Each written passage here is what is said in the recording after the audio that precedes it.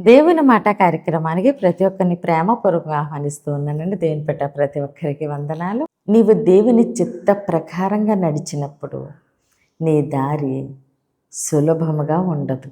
ఎందుకంటే అడుగడుగున నీకు పరీక్షలే. చూసిన వాళ్ళ దృష్టి ఎలా ఉంటుందంటే నువ్వు ఓడిపోయినట్లు ఉంటుంది అంతే. కానీ దేవుడు నీకు తోడుగా ఉన్నందున నువ్వు దేవుని చిత్త ప్రకారంగా నడుస్తున్నావు కాబట్టి దేవుడు నిన్ను విజయము చేత నింపబోతూ ఉన్నారు.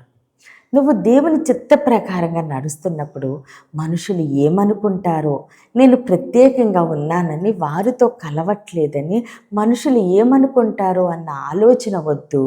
ఎందుకంటే ఎప్పుడు నువ్వు దేవుని చిత్త ప్రకారంగా నడుస్తున్నావో అప్పుడు నీ బలము కాదు, దేవుని యొక్క బలము నిన్ను నడిపిస్తుంది. నీ యొక్క జ్ఞానము కాదు, దేవుడు ఆయన జ్ఞానమునిచ్చి నిన్ను నడిపించబోతున్నారు. నీ ప్రయత్నము కాదు, దేవుని యొక్క కృప నిన్ను నడిపిస్తా ఉంది.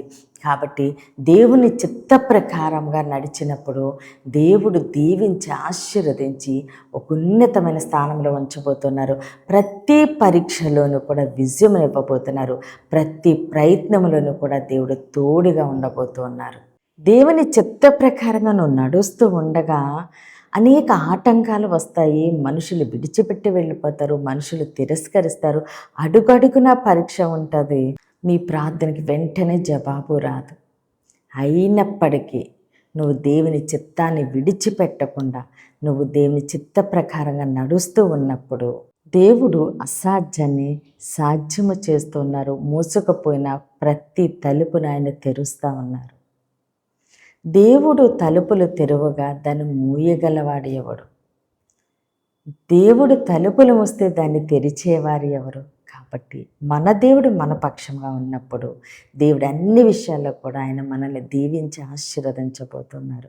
దేవుని చిత్త ప్రకారంగా నడిచినప్పుడు విజయం నువ్వు చూడబోతున్నావు. అయితే ఈరోజు దేవుడు మన కొరకు ఆయన సిద్ధపరిచిన వాక్యాన్ని చూద్దామండి. 1 యోహాను 2వ అధ్యాయము 17వ వచనము. లోకమును దాని ఆశయు గతించిపోవుచున్నవి గాని దేవుని చిత్తమును జరిగించువాడు నిరంతరము నిలుచును. ఆమేన్. దేవుడి రోజు మనతో మాట్లాడుచున్న ఆయన మంచి మాట, దేవుని చిత్తమును జరిగించువాడు నిరంతరమును నిలుచును. ఆమేన్. ఎవరు నిలుస్తారండి? దేవుని యొక్క చిత్తాన్ని నెరవేర్చేవారు. వాళ్ళు ఎలా అంటే నిరంతరం, అంటే ఏ విషయంలో త్రొట్టిల్లిపోయినా, ఏ విషయంలో పడిపోయినా, ఏ విషయంలో ఏది ఆటంకంగా ఉన్నా వాళ్ళు ప్రతి విషయమందు విజయము చేత నిలవబడుతూ ఉన్నారు. వాళ్ళు నిరంతరము నిలుచును. వాళ్ళు కూలిపోరు, త్రొట్టిల్లిపోరు, పడిపోరు, అపజయము వారు చూడరు. ఎందుకంటే వాళ్ళు దేవుని చిత్త ప్రకారంగా నడుస్తూ ఉన్నారు కాబట్టి. లోకము దాని ఆశయు గతించిపోను. లోకంలో ఉన్నవన్నీ గతించిపోతాయి. ఆకాశం గతించిపోద్ది, భూమి గతించిపోద్ది, ప్రతీది గతించిపోద్ది. కానీ దేవుని చిత్త ప్రకారంగా నడిచిన వారు మాత్రము ఎన్నడూ త్రొట్టిల్లిపోరు, కూలిపోరు, అపజయము చూడరు. ఎందుకంటే వారితో దేవుడే ఉండబోతున్నారు. ఆయన చెయ్యి పట్టి నడిపించబోతూ ఉన్నారు. ప్రతి విషయమందు కూడా దేవుడి విజయము చేత నింపుతున్నారు. ఎప్పుడంటే అడుగడుగున పరీక్షించి మరీ దేవుడి విజయాన్ని అనుగ్రహించబోతున్నారండి. కాబట్టి చూసిన వాళ్ళు అనుకుంటారు, అమ్మ దేవుడా అంటూనే ఉన్నారు, దేవుడి చిత్త ప్రకారంగా నడుస్తూ ఉన్నారు, కానీ ఏమైంది వీళ్ళ పరిస్థితి? వీళ్ళు ఓడిపోయారు, వీళ్ళు ఇంకా విజయం చూడలేరు, వీళ్ళ శాపాన్ని అనుభవిస్తూ ఉన్నారు అని అనుకుంటారు. కానీ దేవుడి శాపాన్ని ఆశీర్వాదకరంగా చేస్తారు. మూసుకుపోయిన ప్రతి ద్వారాన్ని ఆయన తెరుస్తూ ఉన్నారు. ప్రతి కీడును ఆయన మేలుగా మారుస్తూ ఉన్నారు. ప్రతి ప్రయత్నమందు దేవుడి విజయముని అనుగ్రహించబోతూ ఉన్నారు. కాబట్టి దేవుడి చిత్త ప్రకారంగా నడిచిన వారు ఎన్నడూ కూడా త్రొట్టిల్లిపోరు. వాళ్ళు నిరంతరము నిలుచును. వాళ్ళు విజయం వెంబడి విజయం, ఆశీర్వాదం వెంబడి ఆశీర్వాదము, సమృద్ధి వెంబడి సమృద్ధి, కృప వెంబడి కృపను వాళ్ళు పొందుకోబోతూ ఉన్నారు. ఎవరంటే దేవుని చిత్త ప్రకారంగా నడిచిన వాళ్ళు. అడుగడిగిన వాళ్ళకి పరీక్ష ఉంటుందండి. చూసిన వాళ్ళు అనుకుంటారు వీళ్ళు ఓడిపోయారు, వీళ్ళ పరిస్థితి అయిపోయింది అని. కానీ దేవుడు పరీక్షించి వాళ్ళని దీవించి ఆశించి ఒక ఉన్నతమైన స్థానంలోనే ఉంచబోతున్నారు. కాబట్టి దేవుని చిత్త ప్రకారంగా నడిచిన వాళ్ళు తప్పక వాళ్ళు విజయాన్ని చూడబోతున్నారు. వారు నిరంతరము నిలుస్తున్నారు. కొద్ది మాటలే దేవుడు మన వెనుకల్లో దీవించి ఆశీర్వదించును గాక. ఆమెన్.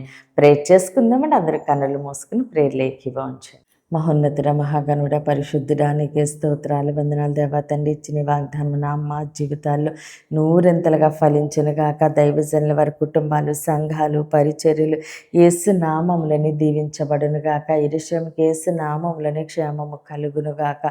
ఈరోజు పుట్టినరోజు, పెళ్లిరోజు జరుపుకుంటున్న ప్రతి ఒక్కరికి సంవత్సరం ఒక ఆశీర్వాదకరముగా ఉండునుగాక. దేవుని మాట పరిచర్యల పాలిభాగస్తులే భారం కలిగి ప్రార్థన చేసిన ప్రతి ఒక్కరిని దేవుడు బహుగా దీవించి ఆశీర్వదించునుగాక.